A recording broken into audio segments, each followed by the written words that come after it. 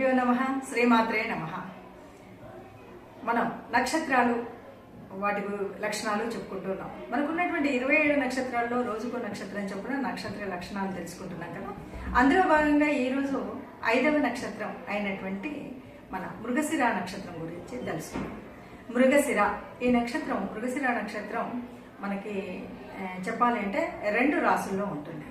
ఒకటి 1-2 పాదాలేమో వృషభ రాశిలోనూ, 3-4 పాదాలేమో మిథున రాశిలోనూ ఉంటాయి. సరే, ఈ నక్షత్రానికి ఇది కుజ నక్షత్రం. నక్షత్రానికి అది దేవత చంద్రుడు. ఈ నక్షత్రాన్ని మనం కనుక అంటే ఈ నక్షత్రం గురించి కనుక ఇంకా కొంచెం డీప్గా కనుక వెళ్తే ఇది దేవగణంలోకి వస్తుంది. గణంలో కనుక చూస్తే, అలాగే నాడిలో కనుక చూస్తే మధ్యనాడి వస్తుంది. అలాగే మరి ఈ నక్షత్రం వారి యొక్క మొక్క చండ్ర అని చెప్తారు. సరే, ఇవన్నీ ఇలా ఉన్నా ఈ నక్షత్ర జాతకుల యొక్క అంటే ఈ నక్షత్రంలో పుట్టినటువంటి వారి యొక్క లక్షణాలు ఎలా ఉంటాయి అంటే ఇది కొద్దిగా మనం వాళ్ళని చూడగానే గ్రహించడానికి ఒక చిన్న చిట్కా కూడా ఉంది. ఎందుకంటే మనకి పురుషాంగాల్లో కనుక చూస్తే ఈ నక్షత్రము కను బొమ్మల స్థానం ఉంటుంది. కాబట్టి ఈ నక్షత్రంలో పుట్టిన వాళ్ళు ఎవరైనా ఉంటే చాలా తిక్కగా కనుబొమ్మలు ఉంటాయి. అలాగే వీళ్ళు మాట్లాడేటప్పుడు అప్పుడు కూడా మనకు తెలుస్తుంది వాళ్ళ అంటే మాట్లాడేటప్పుడు కనుబొమ్మలు ఎగురవేయడం, కాస్త నుదురు చిట్లించినట్టు మాట్లాడడం, ఇట్లాగా అది మాట తీరులోనే ఏ మాట మాట్లాడినా కూడా కనుబొమ్మల కదలికలలో కనబడుతూ ఉంటాయి అన్నమాట. దాంతో మనం గ్రహించవచ్చు. అలాగే ఈ రాశి ఏదైనా అంటే శాంతి రాశి అంటే కాదు, అద్భుతంగా ఉంటుంది. ఏ రకమైనటువంటి అంటే బాలారిష్ట దోషాలు కానీ అలాగే పుట్టినప్పుడు ఏ రకమైన శాంతి చేయాల్సినటువంటి అవసరం కూడా మనకు ఉండదు. ఇక ఈ రాశిలో పుట్టినటువంటి వారి లక్షణాలు ఎలా ఉంటాయి అని కనుక మనం చూసినట్టయితే చూడ్డానికి ధైర్యంగా ఉన్నట్టుంటారు, కానీ బాగా పిరికిగా ఉంటారు. మనకు తెలుసు కదా, మృగము జింక, ఆ జింక ఎలాగైతే ఉంటుందో అలాంటి లక్షణాలే ఉంటాయి. ఇక నడిచేటప్పుడు జింక ఏం చేస్తుందంట, అక్కడ ఒక చోట నిలబడి చుట్టూ పరికించి ఆ తర్వాత వెళ్తుంది. వీరి లక్షణం కూడా అంతే. ఏ పని చేయాలన్నా ముందు 10 వైపులా ఆలోచించి అడుగు వేస్తారు. ఇక్కడ ఇంకొక విషయం ఏంటంటే ఆ వేసినటువంటి అడుగును ఎట్టి పరిస్థితుల్లో వెనక్కి తిప్పరు. అంటే ఒక పని చేయాలి అంటే నిర్ణయించుకునే ముందు పదే ఆలోచించిన తర్వాత ఆ ఆలోచనని మనం చెయ్యాలి అని పూనుకున్నాక ఎట్టి పరిస్థితుల్లో వెనక్కి వెళ్ళరు. ఇక వీరు స్నేహితుల్ని, బంధువుల్ని, ఎవరినైనా సరే ఎవరినైనా నమ్మితే ఇక అసలు ప్రాణం పోయినా వదలరు. అయితే ఇక్కడ ఒక్క నష్టం కూడా ఉంది. చాలాసార్లు బంధువులు వీళ్ళంతా కొంతమంది మనం గట్టిగా నమ్ముతాం బంధువులని, లేకపోతే బాగా నమ్మాం. ఆ నమ్మకంతో చేస్తే వాళ్ళు ఒక స్వార్థంతో ఒక్కొక్కసారి వాళ్ళ బెనిఫిట్ కోసం మనతో ఎక్కువగా అన్ని పనులు అంటే అన్ని విషయాలు చెప్పి ఇది ఇలా ఉంటుంది అలా ఉంటుంది అని చెప్పినా మనం ఏం చేస్తామంటే నమ్మేసరి ముందుకు వెళ్తాం. దీని ద్వారా కొద్దిగా కష్టం నష్టం వస్తుంది, కానీ ఒకరిని నమ్మితే మాత్రం వదిలేటువంటి పని లేదు. అంతేకాదు ఈ లక్షణంలో ఉన్నటువంటి వారికి కాస్త జరగబోయేది కొంత తెలుస్తూ ఉంటుంది.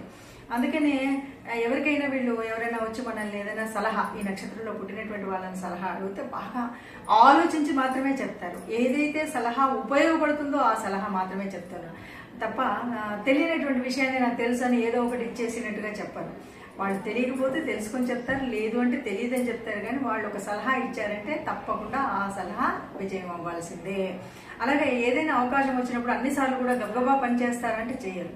కానీ అవకాశం వచ్చినప్పుడు తప్పకుండా ఆ అవకాశాన్ని వినియోగించుకునే విధంగా వాళ్ళ ఆలోచన విధానం ఉంటుంది. అంటే చక్కటి ఆలోచన వీళ్ళకుంటుంది. ముందు వాళ్ళకి అంటే ఏ రకంగా చేయాలి అని ప్రణాళిక ఉంటుంది అనమాట. దీనివల్ల ఏమవుతుంది అంటే తప్పనిసరిగా అట్లాగే వీళ్ళకి అప్పుడప్పుడు కాస్త బద్దకం ఉన్నా సమయపాలన ఎక్కువ. దీంతో ఏమవుతుందంటే సక్సెస్ రేట్ అనేది చాలా ఎక్కువగా ఉంటుంది.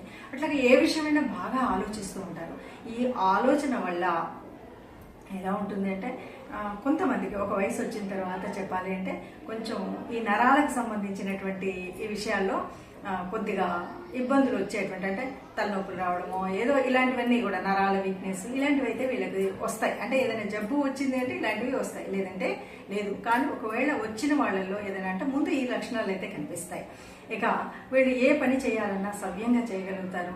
ఎవరికైనా సహాయం చేయాలంటే నమ్మిన వాళ్ళకి ఎట్టి పరిస్థితుల్లో ఎంత కష్టమైనా సరే సహాయం చేస్తారు. ఇక ప్రేమ చాలా ఎక్కువగా ఉంటుంది, ప్రేమ కలిగిన గుణం ఉంటుంది. ఇందులో ముఖ్యంగా స్త్రీలు అయితే ఇంకా చాలా అటు భర్తను కానీ ఇటు కుటుంబాన్ని కానీ చక్కగా సమన్వయం చేయగలిగేటువంటి శక్తి ఉంటుంది. ఇక చాలా అందంగా ఉంటారు. అందంతో పాటు అంటే వాళ్ళ శరీర సౌష్ఠవం అంత అందంగా ఉంటుంది, కళ్ళు అందంగా ఉంటాయి. ఇక మగవారు కూడా అంతే అందంగా కనపడే మంచి ఒక కళలు తిరిగిన వాళ్ళు అంటుంటారు కదా, అలాగా చక్కగా సౌష్ఠవంతో మానవాకృతి చక్కటి ఆకృతితో ఉంటారు. వీళ్ళు ఎవరికైనా సహాయం చేయాలంటే చేస్తారు. వీళ్ళకు ఇష్టం లేదనుకోండి, వాళ్ళు మనకు మంచి చెప్పినా మనం నమ్మం అనమాట. అంటే మనకు నమ్మకం లేదు వాళ్ళ మీద, వాళ్ళకి ఇష్టం అనిపించలేదు, కానీ వాళ్ళు నిజంగా మన మంచి కోసం చెప్పినా కూడా మనం చచ్చినా మంచిని స్వీకరించం.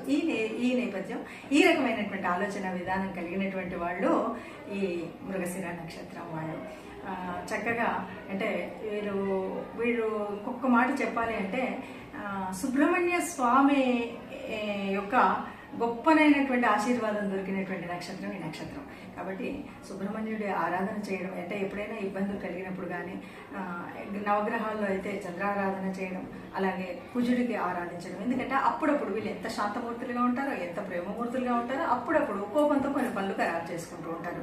ఎందుకంటే కుజ నక్షత్రం కాబట్టి ఈ కోపాన్ని మనం కొంచెం అదుపులో పెట్టుకోగలిగితే అన్ని సవ్యంగా ఉంటాయి. ముఖ్యంగా మధ్య వయసు వచ్చిన తర్వాత ఉన్నతి బాగా ఉంటుంది, చదువు సంచల్లో చాలా బాగా రాణిస్తారు. అయితే ఈ కోపాన్ని అదుపులో పెట్టుకోవడం కోసం కుజగ్రహానికి మనకు వీలైనప్పుడు కుజగ్రహానికి పూజ చేయడం, అంటే కుజుడి యొక్క మంత్రం చదువుకోవడం, నవగ్రహాల్లో ఉన్నటువంటి కుజుడు, లేకపోతే దీపారాధన చేయడం, లేకపోతే కందిపప్పును ఎవరికైనా దానం చేయడం, ఎర్రని వస్తువులు దానం చేయడం, ఇలాంటివి చేయడం అనేటువంటి చేస్తూ నరసింహస్వామిని కనుక ప్రార్థించినట్టయితే, అంటే మనకి ఏ పండుగ వచ్చినా, పుట్టినరోజు వచ్చినా, ఏది వచ్చినా కానీ మనం ఆ విష్ణు ఆలయానికి వెళ్ళినట్టయితే మంచి జరుగుతుంది అని చెప్పొచ్చు. ఇదండి ఈ నక్షత్రంలో ఉన్నటువంటి లక్షణాలు.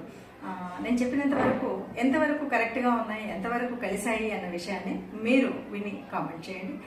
కరెక్ట్గానే ఉంటే చెప్పండి, లేదు ఇంకా కొన్ని ఏవైనా ఉన్నాయంటే అది కూడా చెప్పండి. నమస్తే.